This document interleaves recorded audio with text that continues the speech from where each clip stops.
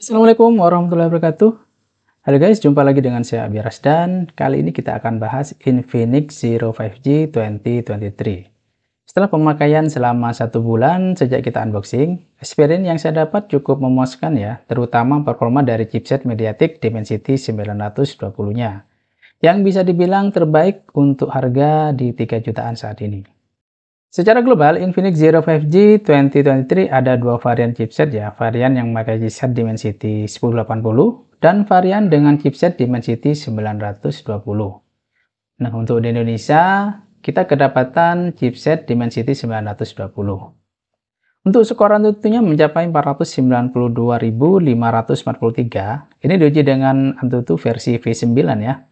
Angka ini sekitar 92.000 lebih tinggi kalau kita bandingkan dengan skor Antutu Infinix Zero 5G seri sebelumnya yang memakai chipset Dimensity 900 atau skor yang didapat oleh sang kompetitor yaitu Snapdragon 695 yang ada di kisaran 400 ribuan. Peningkatan dari sebelumnya juga ada di bagian memori, di mana untuk seri terbaru ini kita dapat memori 8 GB dan kapasitas penyimpanannya sebesar 256 GB. Ini hampir dua kali lipat ya dari seri sebelumnya. Dan untuk performa gamingnya juga sangat memuaskan. Untuk pengetesan dengan Mobile Legends hasilnya lancar dan smooth. Kita dapat settingan rata kanan di frame rate ultra dan grafik ultra. FPS-nya juga terjaga di 120 fps sepanjang permainan. Main PUBG kita dapat settingan grafiknya mentok di SDR dengan frame rate ultra. Kalau kita setting ke smooth dapat frame rate-nya di ekstrim. Experience mainnya lancar dan suhunya juga aman ya. Ini kisarannya 39 derajat Celcius saat dimainkan selama 30 menitan. Sedangkan untuk game-game yang berat seperti Genshin Impact di settingan lowest lancar-lancar saja dan suhu saat permainan ada di kisaran 39 derajat Celcius.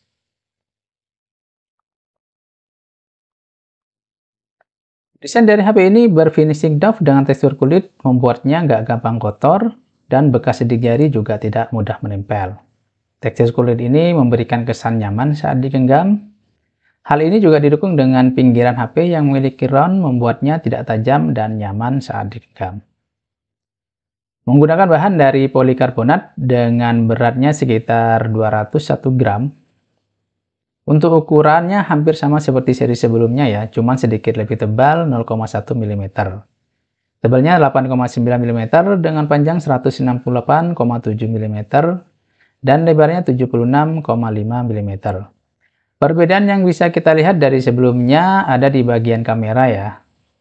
Dimana untuk yang sekarang dibuat berukuran sama. Sedangkan di seri sebelumnya ukuran kamera wide-nya berukuran lebih besar dibandingkan dengan kamera telefoto dan kamera makronya. Kemudian frame kameranya juga masih menyatu dengan back cover ya, mirip dengan desain ala Oppo Find X. Di bagian depan desainnya menggunakan desain kamera punch hole dan masih tebal di bagian bawahnya. Layarnya menggunakan panel LCD berukuran 6,78 inch dengan aspek rasio 84,6%. Resolusinya sudah Full HD Plus 1080 x 2460 pixel. Meskipun layar IPS, experience yang saya dapat cukup bagus ya. Warna dan ketajamannya juga cukup bagus. Buat nonton ataupun main sosial media, main game ini juga sudah cukup bagus. Apalagi disertai dengan refresh rate-nya sudah 120 Hz. Bikin scroll makin smooth. Kekurangannya hanya di bagian kecerahan ya, yang hanya 500 nit. Untuk pemakaian di siang hari, agar bisa berang dan bisa dilihat dengan jelas, layarnya disetting ke full brightness. Untuk kualitas suaranya seperti ini ya, masih belum stereo. Silahkan tulis di komentar bagaimana kualitasnya menurut teman-teman. Dan satu lagi keunggulan dari Zero 5G 2020 ini sudah ada fitur NFC ya guys. Jadi yang biasa menggunakan NFC untuk pembayaran atau isi saldo e-money bisa cukup tenang dan nggak jadi deal breaker untuk HP ini. Baterainya berkapasitas 5000 mAh, cukup awet dipakai seharian, buat sosmed, YouTubean, dan lain-lain aman ya. Dipakai YouTube 30 menit, baterainya berkurang 5%. Main TikTok 30 menit, baterai berkurang 3%. Buat ngegame, main PUBG selama 30 menit, baterai berkurang 6%. main Genshin Impact 30 menit, baterai berkurang 9%. Dan untuk kecepatan pengecasannya sebesar 33 watt, dapat terisi full dari 0 sampai 100% selama 1 jam 30 menit. Kameranya ada 3 modul kamera, mempunyai ukuran 50 megapiksel. Ini untuk tipe kamera wide ya, ditemani dengan kamera makro 2 megapiksel dan kamera deep 2 megapiksel. Dan untuk kamera telefotonya absen ya di seri ini. Dan ini sangat disayangkan daripada dua kamera 2 megapiksel yang sebenarnya nggak terlalu banyak terpakai, mending diganti dengan kamera telefotonya ya, mungkin lebih berguna. Entah ini strategi memangkas biaya produksi, entahlah, saya kurang tahu. Hanya Infinix yang bisa menjawabnya. Oke, untuk hasil foto dan videonya berikut ini. Hasil foto-fotonya terbilang bagus ya, terutama kalau kita bicara kamera di kelas harga 3 jutaan ya. Dan bagi kamu yang suka warna yang colorful atau mungkin sedikit lebih ngejreng ya, mungkin mode AI-nya bisa dinyalakan untuk hasil foto yang lebih berwarna.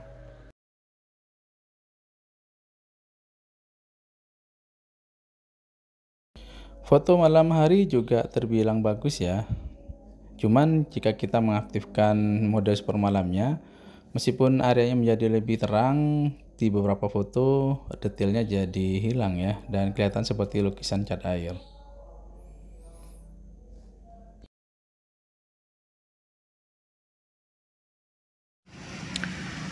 Oke, ini dia perekaman dengan menggunakan kamera belakang di resolusi 1080 di 30 fps. Ini kondisinya super steady-nya dinonaktifkan ya.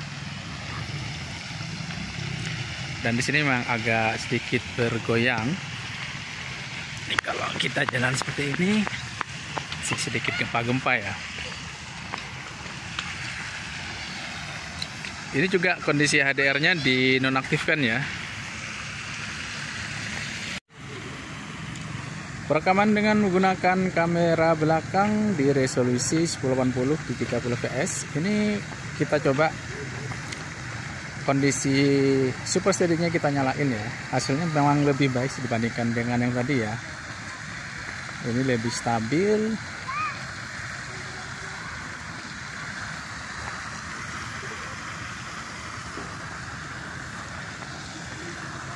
Perekaman 1080 60 fps untuk kamera belakang.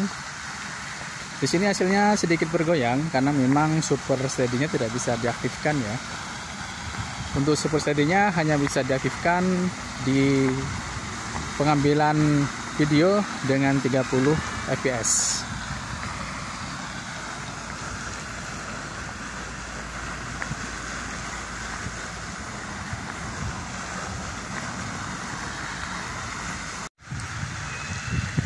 Kamera 50 megapiksel ini juga bisa melakukan perekaman dengan kualitas 4K ya di 30 fps.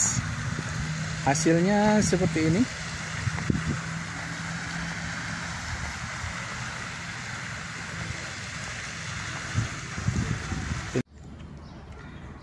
Untuk kamera selfie-nya hasilnya seperti ini ya.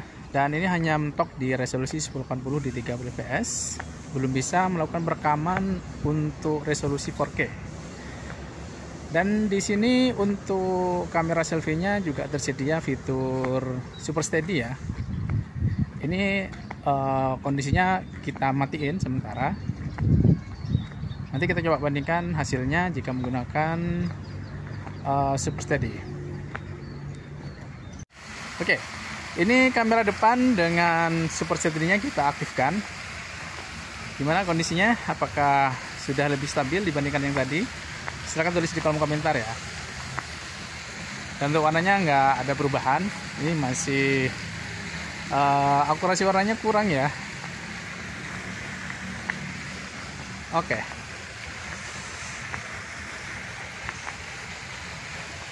Tapi overall untuk kamera di harga 3 jutaan ini sudah cukup bagus. Jadi Infinix nggak hanya sekedar bagus di performanya, kameranya juga ini cukup cakep menurut saya.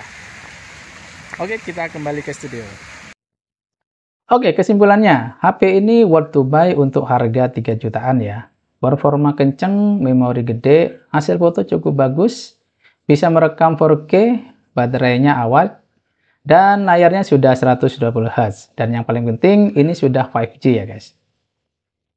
Oke guys, demikian review kita untuk Infinix Zero 5G 2023. Terima kasih sudah menonton sampai akhir. Jangan lupa subscribe agar terus update video terbaru di channel ini. Sampai jumpa di video berikutnya. Assalamualaikum warahmatullahi wabarakatuh.